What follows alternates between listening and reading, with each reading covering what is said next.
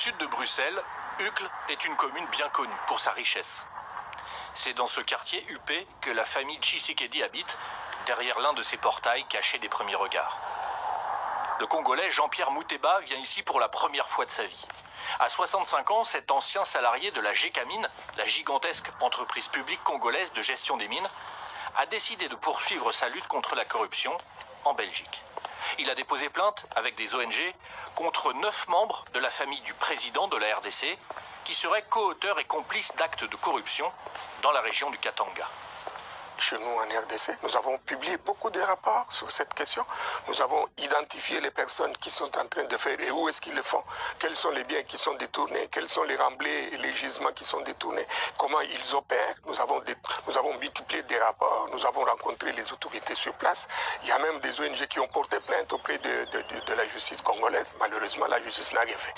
Alors il espère en Belgique une justice indépendante. Il ne s'agit pas de poursuivre des gens pour les poursuivre, il s'agit plutôt d'une certaine orthodoxie, d'une certaine transparence pour qu'on sache qu'est-ce que les gens ont fait.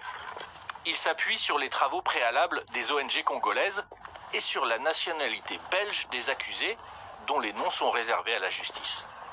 Plusieurs membres de la famille présidentielle ont la nationalité belge. Il peut y avoir une responsabilité pénale pour des personnes de nationalité belge qui posent des actes tels que des actes de corruption ou des actes de blanchiment, indépendamment du lieu où l'activité délinquante a lieu.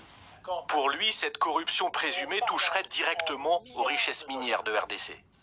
En fait, le Katanga a des ressources parmi les plus belles et les plus impressionnantes de la planète.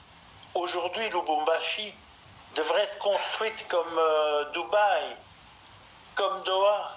Et le paradoxe de la situation, c'est que ces milliards, parce qu'on parle bien en termes de milliards, ces milliards de dollars disparaissent dans des mains sans qu'il n'y ait de bien-être économique, social, pour les millions de Congolais qui y ont droit.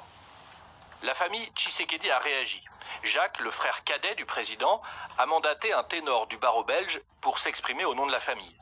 Sur un dossier politique, selon lui, est bien trop flou pour être crédible.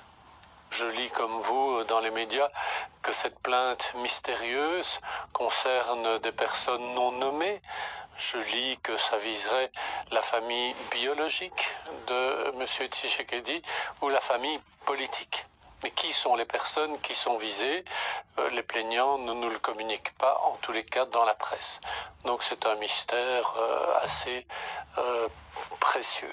Ce sont des accusations qui sont non fondées, qui sont contestées, et nous verrons sur pièce que les pièces soient soumises à la contradiction, et nous verrons quelle sera la vérité qui va triompher.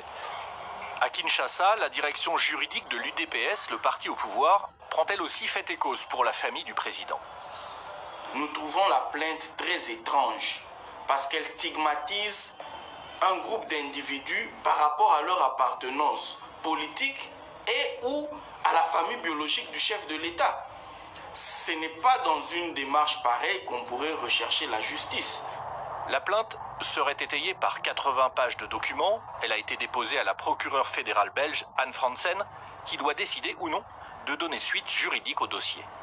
Un dossier qui s'appuie sur l'idée de prédation des richesses de la région du Katanga, le cœur minier de la RDC.